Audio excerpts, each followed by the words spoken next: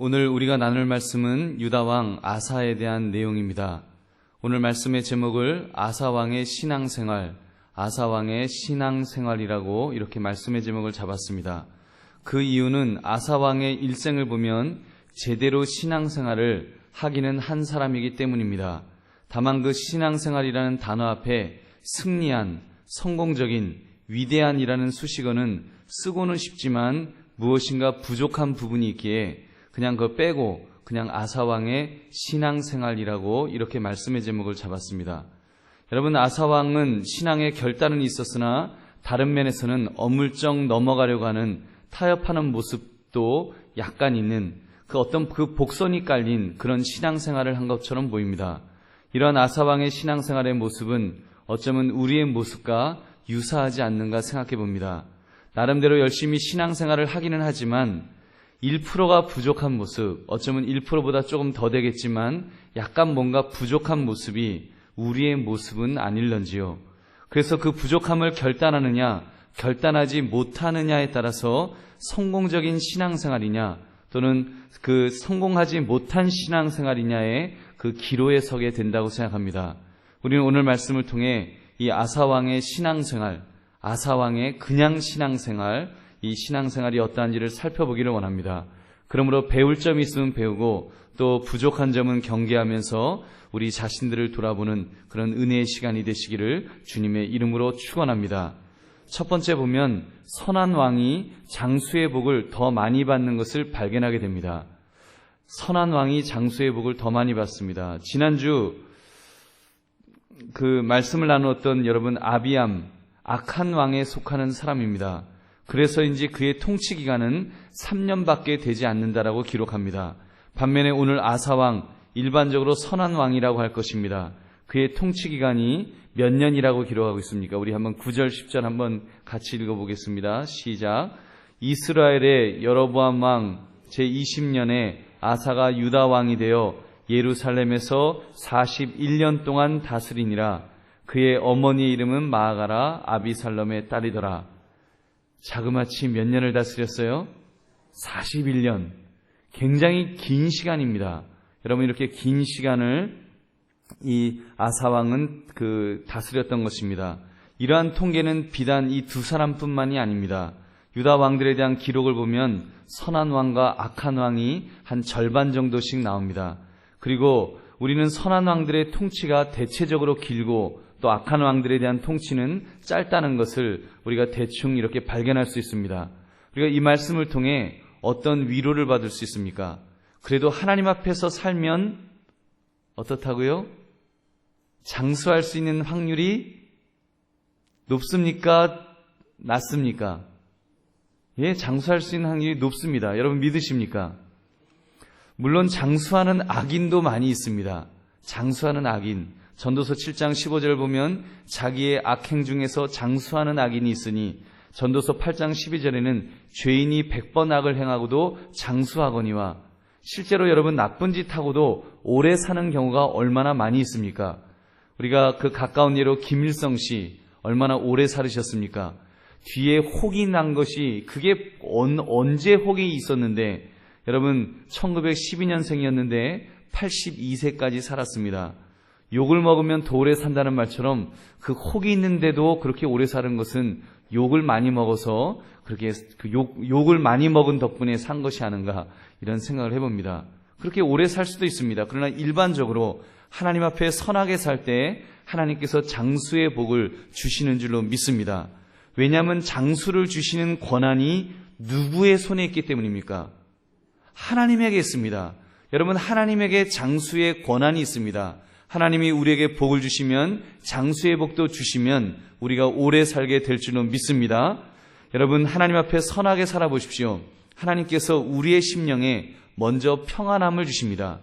평안함을 주셔서 여러분, 이런 퀴즈를 드립니다. 마음속에 평안함이 있는 사람과 마음이 불안하고 그 독이 오른 사람 중 누가 더 오래 살 수 있는 확률이 있을까요? 당연히 평안한 사람이 오래 삽니다. 여러분, 마음이 불안하고 마음에 막 독이 있는 사람은요, 그 몸에서 나쁜 것이 나옵니다. 마음에 있는 독이 육신의 몸에서 독이 나오기 때문에 결국은 자기 몸을 해치는 것입니다. 의학적으로 당연히 마음속에 평안이 있는 사람이 오래 사는 것입니다.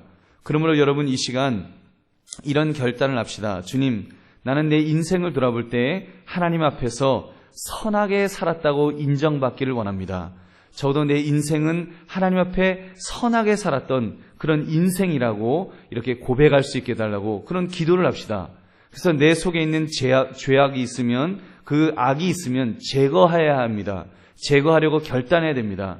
내 속에 쓴뿌리가 있으면 그거 움켜쥐고 있지 마십시오. 저희가 이제 내일 모레 주일날 그 용서에 대한 말씀을 나눌 것입니다. 여러분, 내 마음속에 그런 거, 악한 마음 품고 있지 마십시오.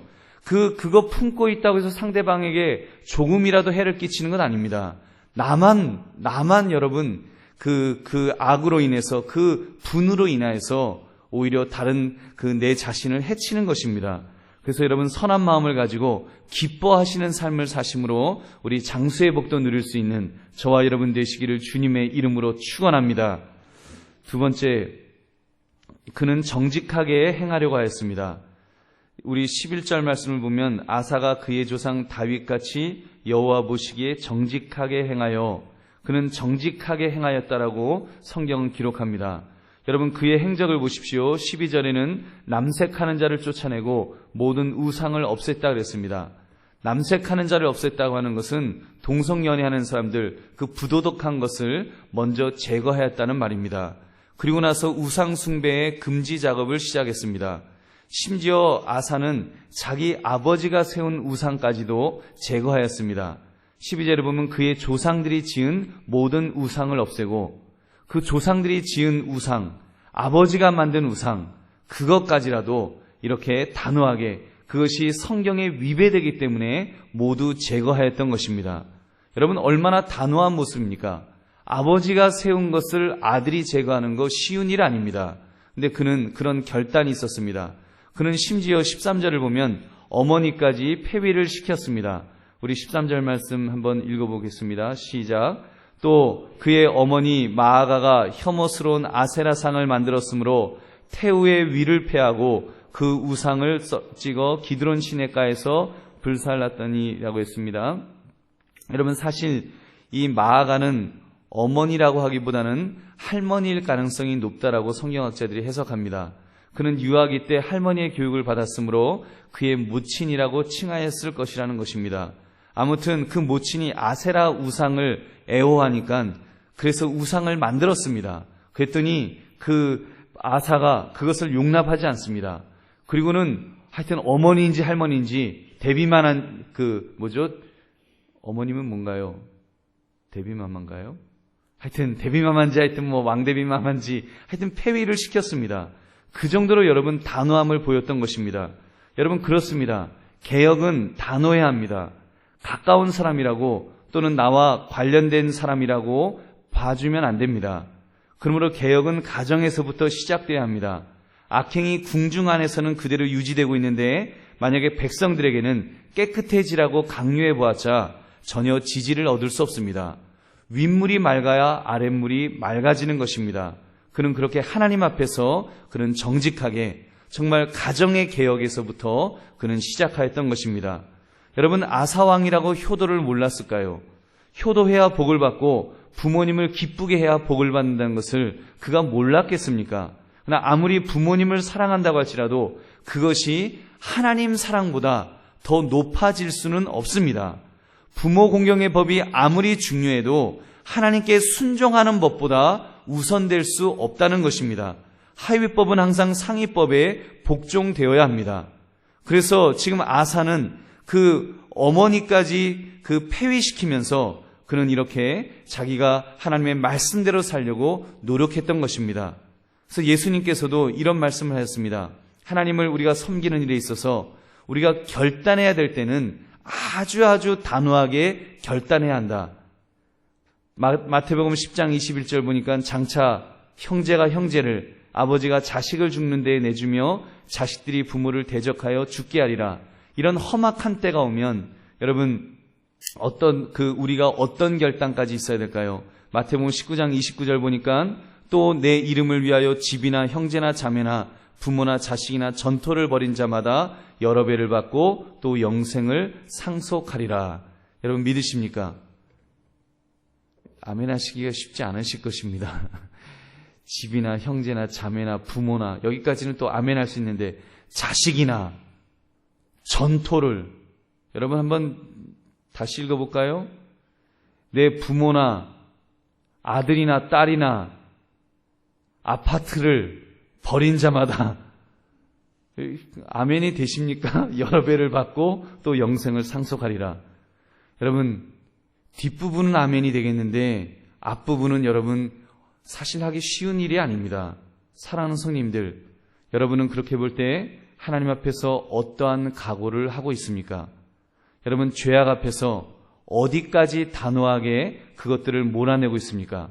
여러분 단호하게 잘라야 할 때는 잘라야 할 것입니다. 다른 사람의 죄악은 단호하게 자르는데 나와 관련돼 있는 일들, 나와 가까이 있는 사람들, 그런 사람들과 연관이 되면 그때는 눈을 감아주려고 하는 우리의 모습은 없는지요? 그런 이중적인 잣대를 우리는 가지고 있지 않습니까? 혹시라도 죄악의 실마리를 남겨두고 타협하려는 나의 모습은 없습니까? 우리는 이 시간 말씀 앞에 결단해야 됩니다. 아사왕처럼 내 부모라고 할지라도 말씀에 위배되면 내가 버리겠다라는 이 정도의 각오가 있어야 할 줄로 믿습니다. 진짜 아멘이 없네요. 이 정도 부모라고 할지라도 말씀에 위배되면 버리겠다는 각오를 가져야 될 줄은 믿습니다. 여러분 이 각오가 있어야 됩니다. 우리가 어떠한 죄악이라도 내가 타협하지 않겠다. 그것이 죄악의 문제라면 부모라고 할지라도 자식이라고 할지라도 재물이라고 할지라도 내가 버리겠다라고 하는, 그것을 끊겠다고 하는, 용납하지 않겠다고 하는 그 분명한 결단을 가지고 살아가시는, 그래서 하나님 앞에서는 언제나 정직한 모습으로 그렇게 살아갈 수 있는 저와 여러분 되시기를 주님의 이름으로 축원합니다. 세 번째, 그는 물질로도 하나님을 섬기려 하였습니다. 15절의 말씀을 우리 한번 15절 말씀 같이 읽겠습니다. 시작.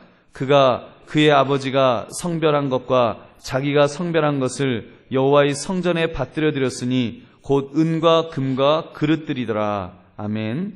그는 그의 아버지가 구별한 것과 자기가 구별한 것을 여호와의 전에 받들여 드렸습니다. 그는 구스인을 정복했었는데 그 전리품을 봉헌하기로 서원했던 것입니다. 여러분 무엇을 알 수 있습니까? 우리는 죄악을 제거하는 결단도 필요하지만 적극적으로 하나님을 섬기는 그런 것을 찾는 것도 중요합니다. 선행하는 것을 배워야 됩니다.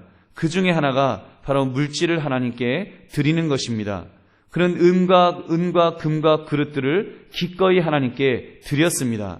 여러분 그렇습니다. 예수님께서 마태복음 6장 21절에 이렇게 말씀하셨습니다. 내 보물이 있는 그곳에는 내 마음도 있느니라.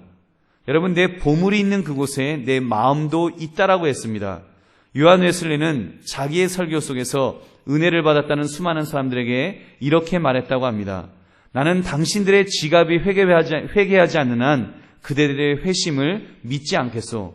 당신들의 지갑이 회개하지 않는 한 그대들의 회심을 믿지 않겠노라고 그는 그렇게 선포했다는 것입니다. 사랑하는 성님들, 이 말씀으로 인하여 여러분 시험 드는 성도님이 적어도 금요일에 나오신 분들은 한 분도 없으실 줄은 믿습니다. 이 말씀 역시도 정말 중요한 내용이기 때문에 말씀을 드립니다. 건강한 신앙인은 물질을 가지고도 헌신해야 합니다. 어떤 분은 이런 말씀을 하십니다. 나는 물질이 없어서 몸으로 하는 봉사를 하겠습니다. 나는 물질이 없어서 시간으로 하는 봉사를 하겠습니다. 여러분 정말 하나님 앞에 드릴 물질이 없어서 몸으로 시간으로 봉사하는 것, 그것을 무엇이라고 여러분 누가 그것을 비난하겠습니까? 만약 진정으로 드릴 것이 없어서 하나님께 몸으로 시간으로 봉사한다면 하나님께서 그 예쁘게 봐주시고 그리고 복을 주실 줄로 믿습니다. 그런데 물질이 있는데도 지갑에 돈이 있는데도 그것은 열고 싶지 않을 때가 있습니다. 내가 시간은 드릴 수 있고 몸으로는 때울 수 있지만 이 돈은 안 됩니다. 여러분 만약 그런 분이 있다면 회개해야 합니다. 내 마음 깊은 곳에 이런 질문을 던져야 됩니다. 가치의 문제입니다. 여러분 그것은 내가 무엇에 더 가치를 두고 있는가? 내가 지금 이 돈과 하나님 중 어느 것을 더 소중하게 여기고 있는가라는 이 분명한 구별이 있어야 합니다. 여러분 혹시 이런 도식은 아닐런지요?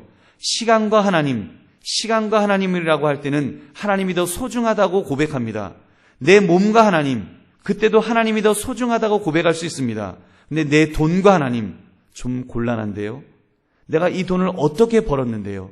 내가 피땀 흘려서 벌은 이 돈인데, 이 돈이 앞으로 얼마나 귀하게 쓰일 수 있는 돈인데, 내가 이 돈을 하나님께 드릴 수가 있을까요? 좀 여기 가치에는 좀 곤란한데요 라고 우리가 생각하고 있는 것은 아닌지요? 여러분 만약 그런 마음이 있으시다면 이렇게 진단해 드릴 수 있을 것입니다. 적어도 돈과 하나님에 있어서는 돈이 더 조금 소중하다고 지금 가치를 두고 있다는 것입니다. 여러분 만약 돈을, 재물을 하나님보다 더 사랑한다면 그것은 죄악입니다.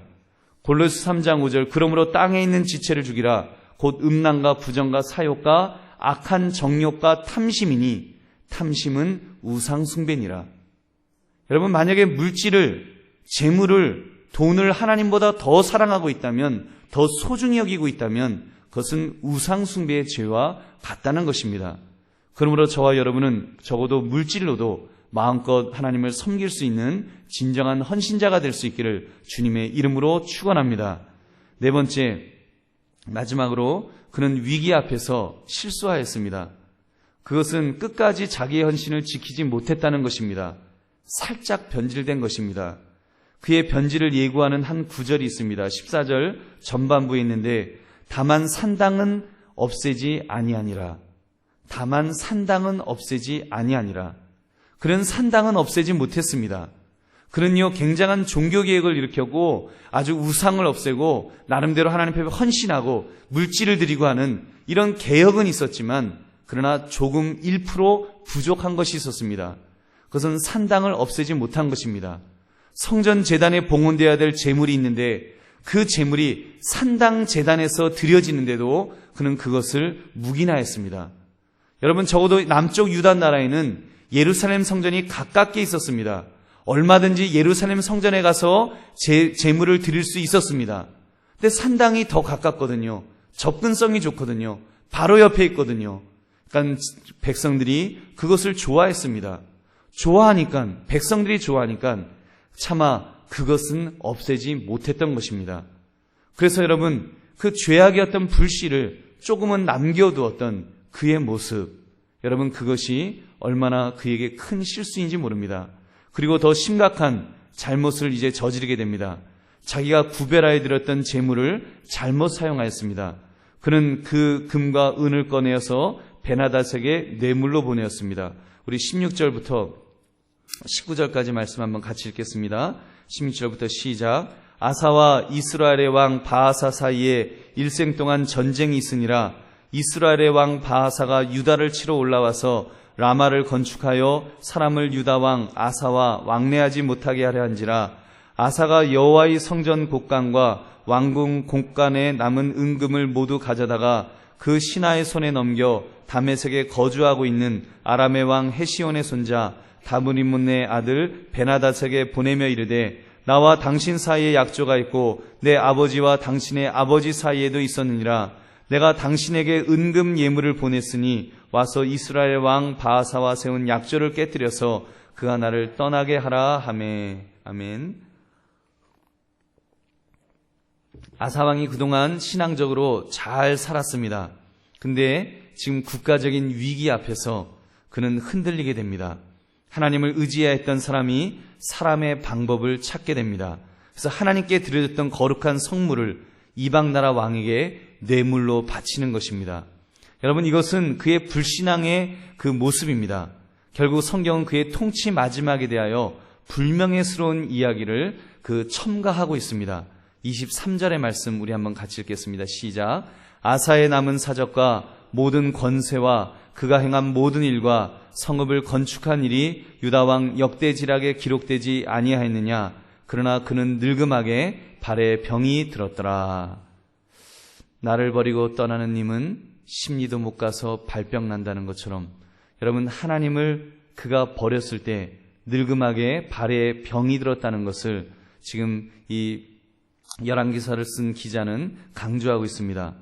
여러분, 물론 이 말씀이 하나님이 아사를 버리셨다, 아사가 지옥 갔다, 이런 이야기는 아닐 것입니다. 하나님께서 한 번의 실수로 벌 주시고 한 번의 실수로 버리시는 그런 매정한 하나님은 아니시기 때문입니다. 다만 아사라고 하는 이 신앙의 점수표에, 여러분, 신앙의 점수표에 적어도 5점을 남기는 안타까운 모습을 우리는 보는 것입니다. 사랑하는 성도님들, 아사가 너무 안 되었다. 어떻게 이렇게 처음 첫 번째, 두 번째, 세 번째 다 잘했는데 네 번째에 와서 어쩌다가 이런 잘못을 저질러서 이렇게 됐는가, 참 불쌍하다. 우리가 그렇게 생각할 수 있습니다. 근데 여러분, 어쩌면 그 모습이 위기 앞에 서 있는 우리의 모습은 아니겠습니까? 편안할 때 신앙생활을 하는 것도 중요합니다. 그러나 더 중요한 것은 어려움을 만났을 때, 위기 속에 처했을 때 그때 신앙을 지키는 것, 그때도 하나님을 붙들 수 있는 것, 이것이 100점짜리 신앙인 줄 믿습니다. 저도 아사는요, 여기서 점수 많이 깎였습니다. 아마 한 30점에서 39점쯤 깎여갖고 61점쯤 맞아갖고 이제 천국을 가긴 갔는데, 60점 넘어서 가긴 갔는데 점수 많이 깎여서 갔을 것입니다. 가고 하나님 앞에서 얼마나 혼났을까요? 여러분, 우리도 신앙생활 하면서 이렇게 될 수 있습니다. 첫 번째, 두 번째, 세 번째 잘 하다가 마지막에 가서 위기를 만났을 때, 어려움을 만났을 때 우리가 죄악 앞에 타협하다가 이렇게 될 수 있다는 것입니다. 여러분, 그때도 하나님을 의지하는 것, 이것이 참 신앙인의 모습인 줄로 믿습니다. 위기 앞에 있을 때, 어려움 속에 있을 때, 내가 너무 힘들 때, 내가 너무 고통스러울 때, 내가 너무 괴로울 때, 절망스러울 때, 그때 하나님을 붙드는 것, 이것이 100점짜리 성도의 모습인 줄로 믿습니다. 여러분, 이렇게 살아야 합니다. 여러분, 그렇게 볼 때 나는 몇 점의 점수를 받을 수 있을까요? 지금부터 그 결단을 합시다.